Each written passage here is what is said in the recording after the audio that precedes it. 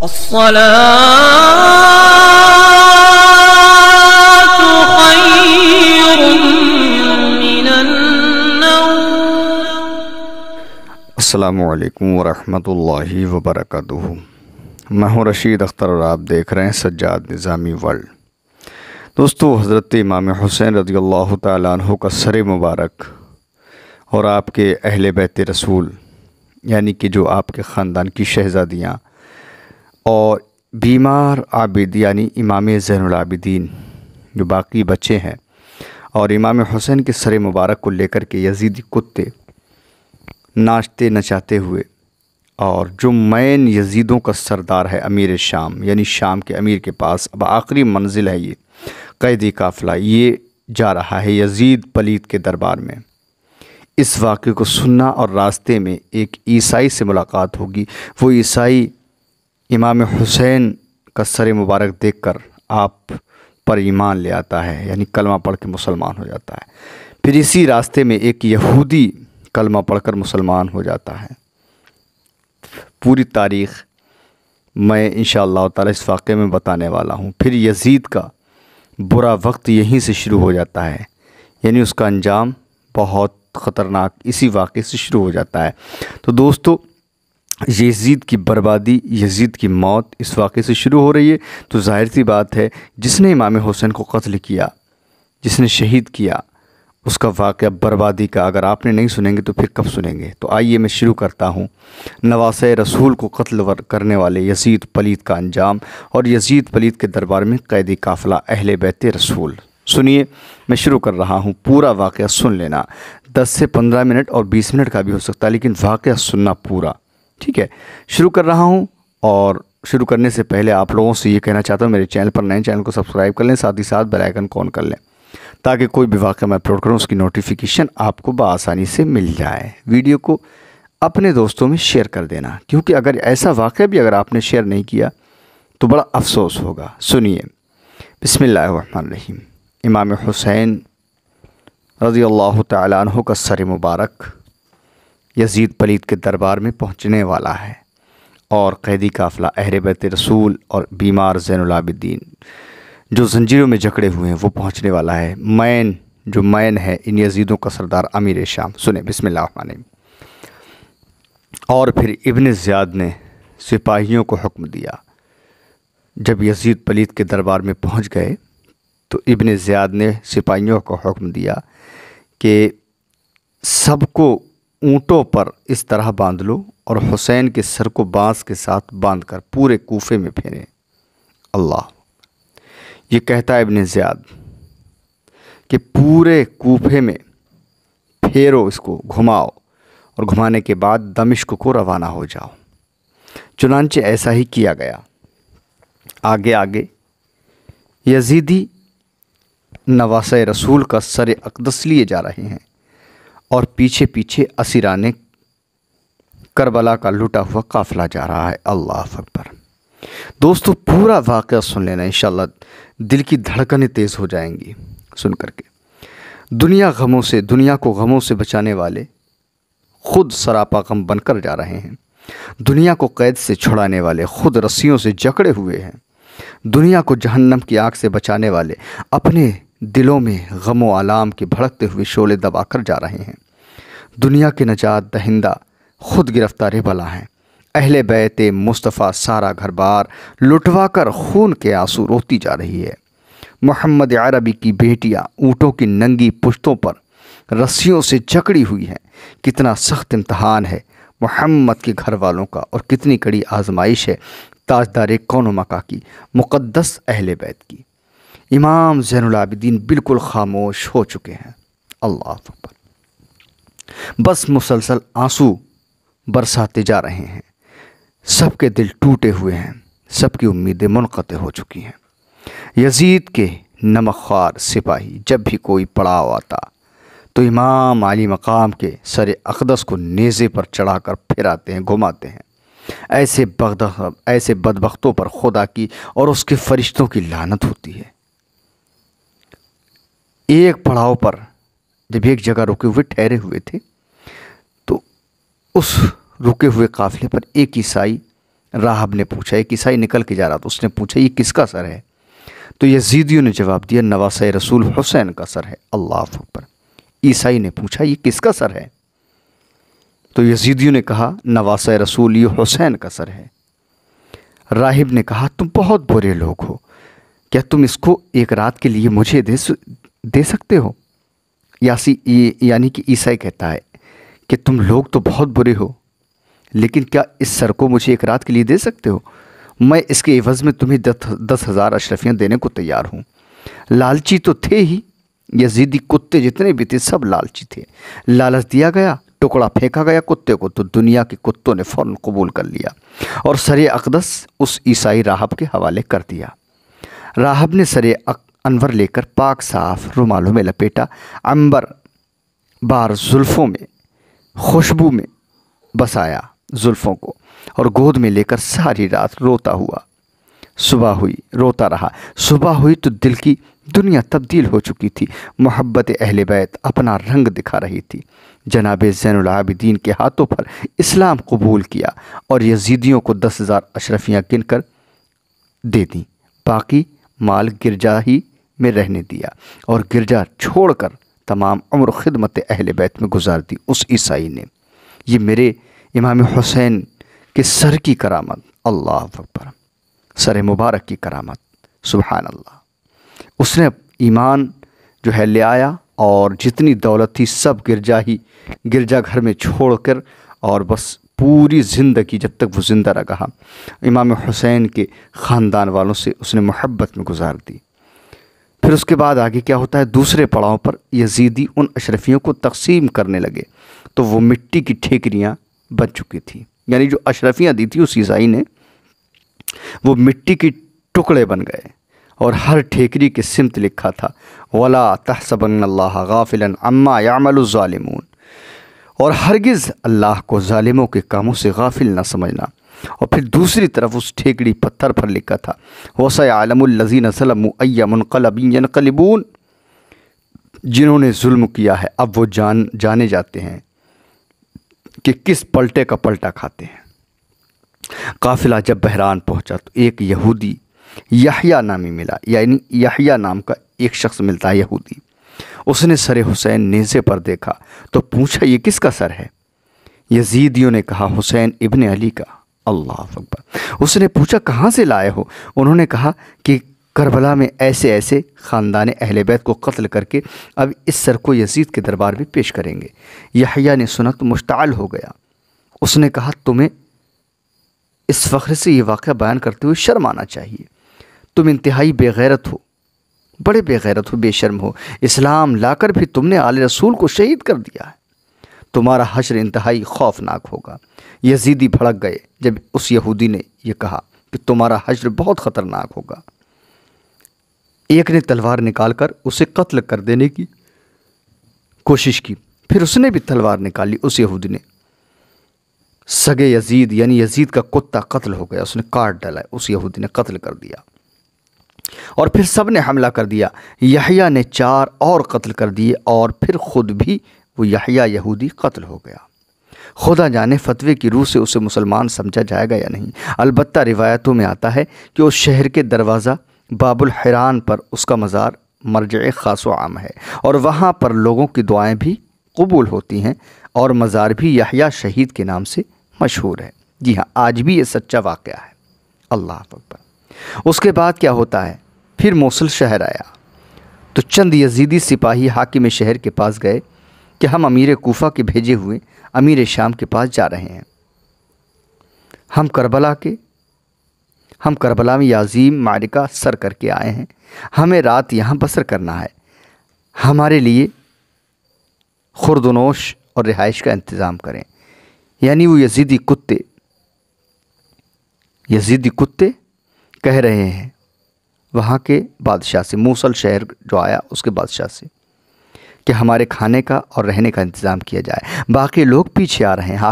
حاکم شہر نے سنا تو لرز کر رہ گیا، پھر اس نے شہر کے برسراوردہ لوگوں سے مشورہ کیا تو انہوں نے کہا ہم ان لٹیروں کے شہر میں نہیں آنے دیں گے جس نے امام حسین کے خاندان کو قتل و غارت کیا ہو۔ اللہ اکبر۔ چنانچہ شہر سے ایک فرسخ دور انہوں نے رات گزاری یزیدی کتوں نے۔ وہاں ایک پتھر پر سر حسین، امام حسین رضی اللہ تعالیٰ عنہ کا سر مبارک رکھا تھا۔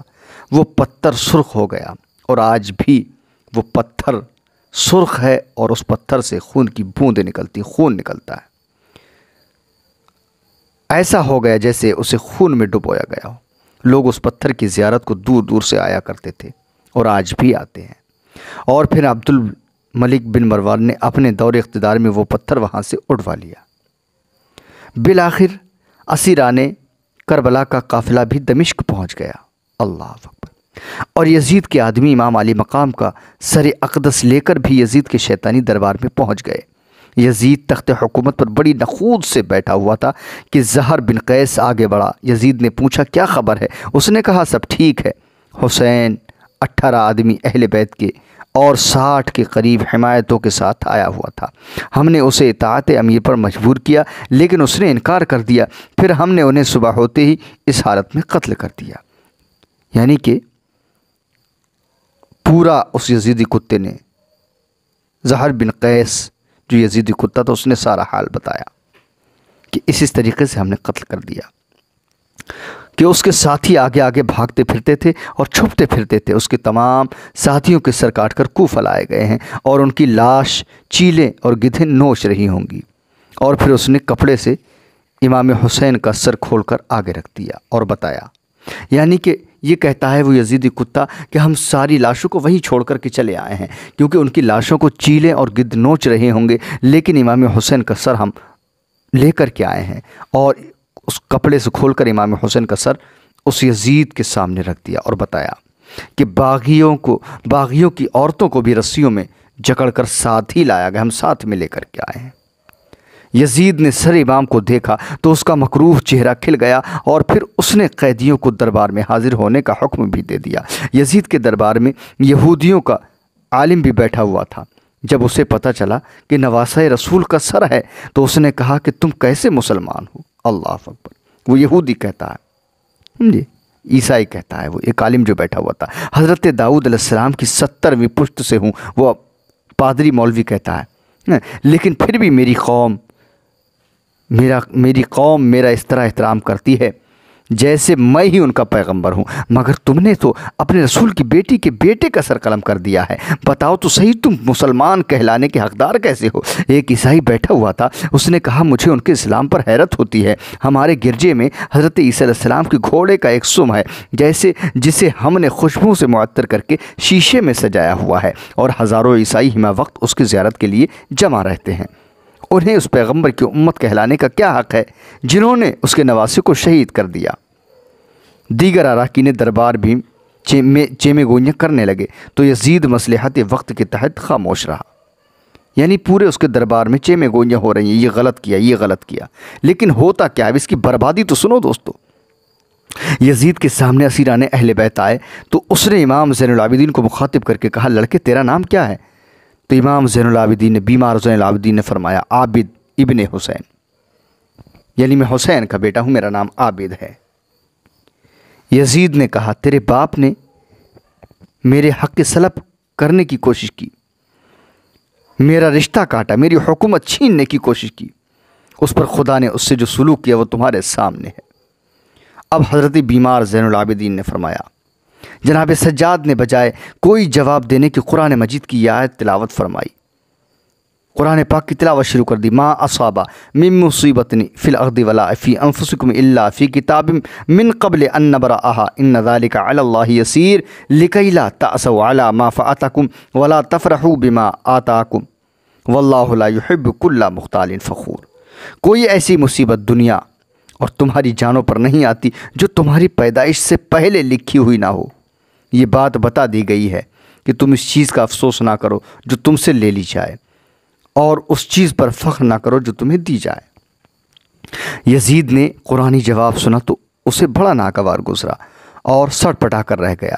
امام علی مقام کا سر اس کے آگے رکھا ہوا تھا، اس یزیدی کتے کے سامنے رکھا ہوا تھا۔ جناب زینب اور جناب سکینہ نے گردنیں اوپر اٹھا کر سر مبارک کو دیکھا، اور پھر جناب زینب نے فرمایا، اے حسین، اے رسول خدا کے پیارے نواسے، اے فرزند مکہ و منا، اے سیدۃ النساء فاطمۃ الزہرا کے لخت جگر، اے دوش رسول کے سوار، آپ یہیں تک پہنچی تھی کہ یزید نے پوچھا یہ کون ہے؟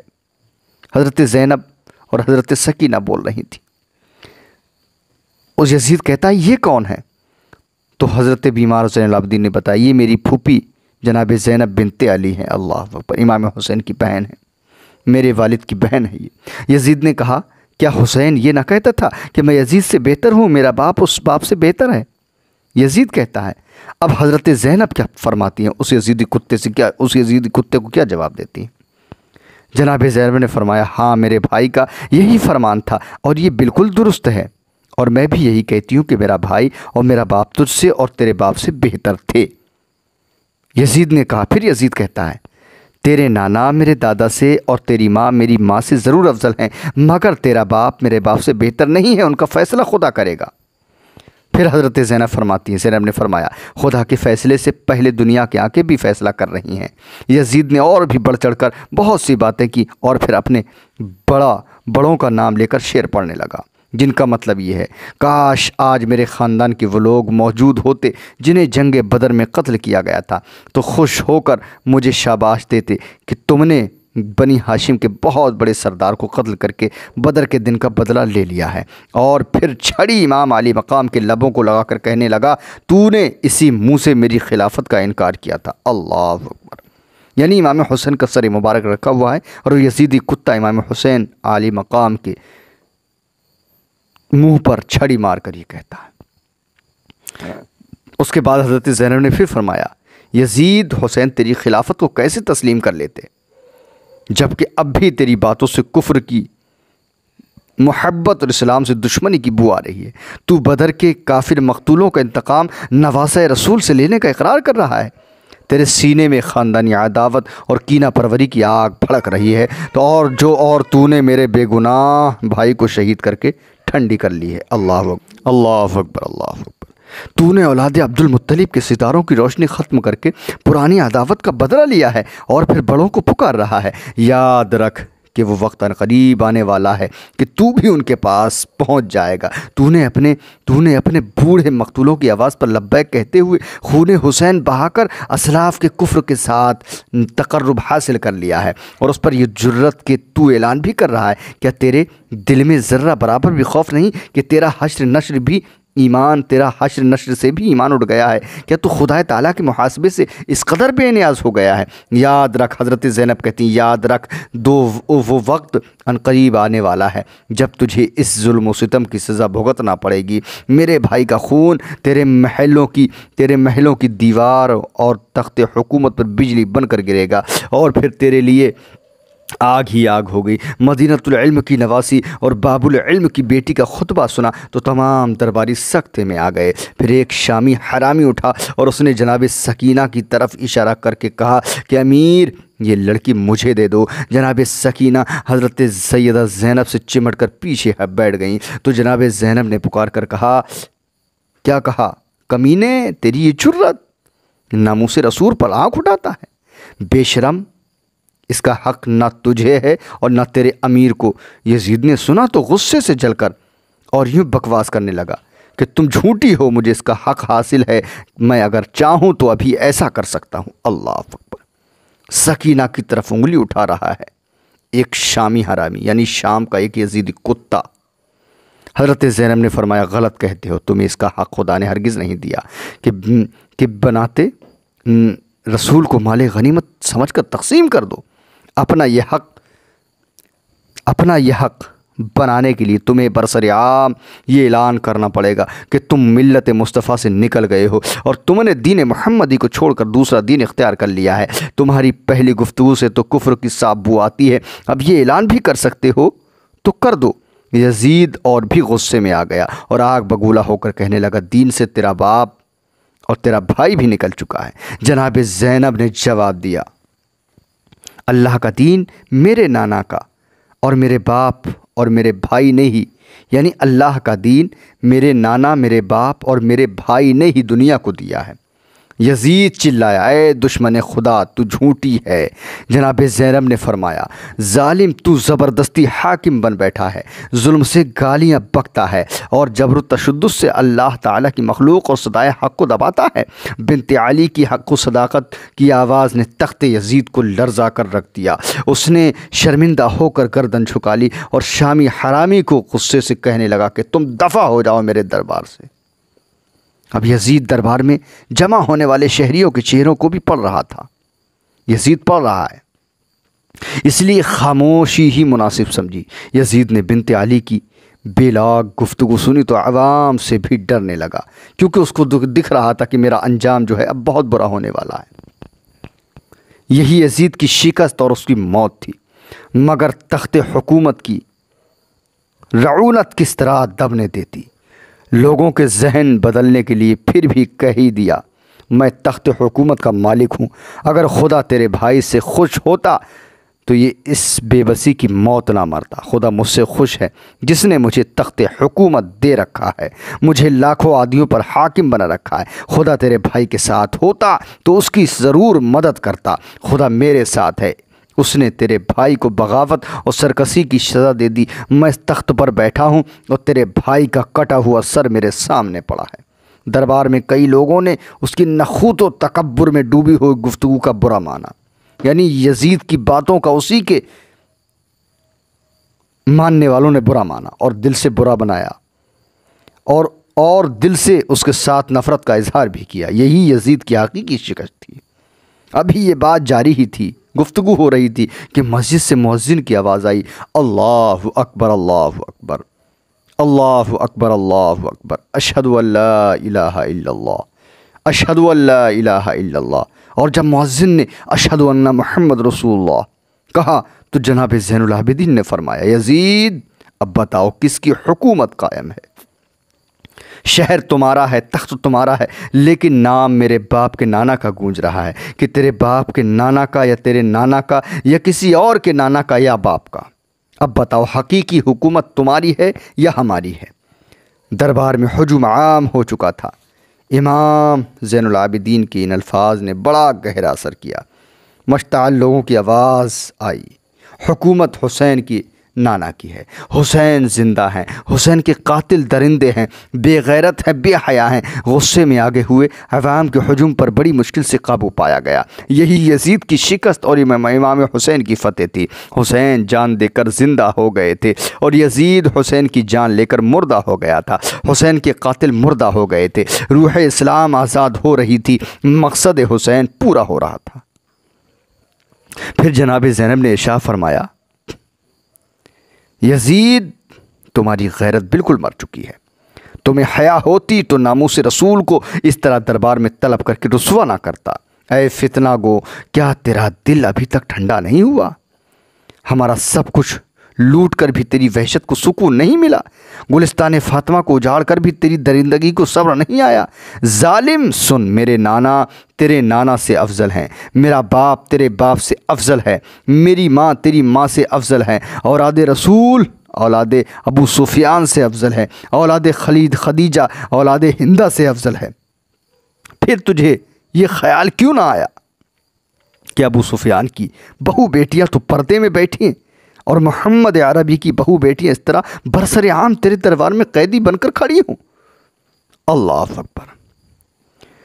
اب یزید عوام کی ذہنی حالات کا اندازہ کر چکا تھا اور کہا کہ انہیں حرم سرا میں پہنچا دو، یعنی کہ یزید نے حکم دے دیا کہ ان کو حرم سرا میں پہنچا دو۔ ایک روایت میں ہے کہ اس نے حکم دیا تھا کہ ان کو قید خانے میں ڈال دو۔ اور پھر صبح نعمان بن بشیر سابقہ گورنر کوفہ کے ہمراہ اس لٹے پٹے قافلے کو امام علی مقام کا سر انور دے کر واپس کر دیا۔ اب یزید میں یہ ہمت نہیں تھی کہ امیروں کے ساتھ کوئی زیادتی کر سکتا، اس لیے کہ خون حسین نے اپنا اثر دکھانا شروع کر دیا تھا۔ دمشق کے شہریوں کو قتل مظلوم کا احساس ہو گیا تھا اور انہوں نے اس فعل قبیح اور مذموم حرکت سے نفرت کا اظہار شروع کر دیا تھا۔ سر اقدس کے متعلق کئی روایات ہیں، فیصلہ کن روایات۔ شہید ابن شہید حصہ دوم میں انشاءاللہ جو آگے میں بیان کروں گا اس میں آپ ملاحظہ فرمائیں گے۔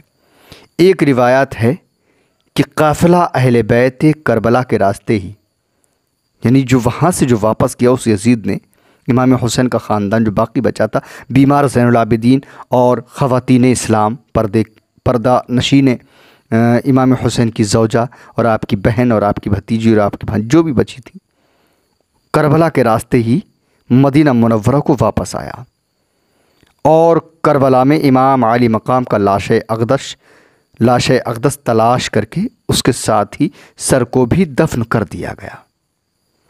اور ایک روایت میں یہ ہے کہ امام حسین کا سر مدینہ منورہ میں لایا گیا تھا اور جناب فاطمۃ الزہرا اور جناب امام حسن کے برابر میں آپ کا سر مبارک دفن کیا گیا ہے۔ بہرحال یہ لٹا پٹا قافلہ سفر کی صعوبتیں برداشت کرتا ہوا مدینہ منورہ کی حد میں داخل ہو جاتا ہے۔ اب دوستو یہاں سے آپ سنیں گے آگے کا واقعہ کہ یہ لٹا پٹا قافلہ اپنے نانا جان یعنی مدینے کے تاجدار سرکار دو عالم صلی اللہ علیہ وسلم کی روضے پر حاضر ہوتے ہیں۔ اللہ اکبر، یہ واقعہ آگے سنیں گے دوستو، دل کی گہرائیوں کے ساتھ شیئر کرنا، کیونکہ یہ اہل بیت اسلام کا ذکر ہے جن کی وجہ سے ہمارے دلوں میں آج نور ہے، جو ہمارا دل روشن ہے، ہماری زندگیاں روشن ہے۔ یہ انہی کا ذکر ہے جس کے صدقے میں روزی روٹی ملتی ہے اور آج بھی مل رہی ہے، جس کے صدقے میں زندگی ملی ہے، جس کے صدقے میں دین ملا ہے، جس کے صدقے میں عزت ملی ہے، جس کے صدقے میں شہرت ملی ہے۔ یہ اسی حسین کا ذکر ہے۔ اگر آپ ذرا سی بھی محبت کرتے ہیں تو یہ واقعہ اپنے دوستوں احباب میں شیئر کرنا۔ اگلی ویڈیو میں ملاقات کرتا ہوں۔ اللہ حافظ، دعائے خیر میں یاد فرمائیں۔ السلام علیکم ورحمۃ اللہ وبرکاتہ۔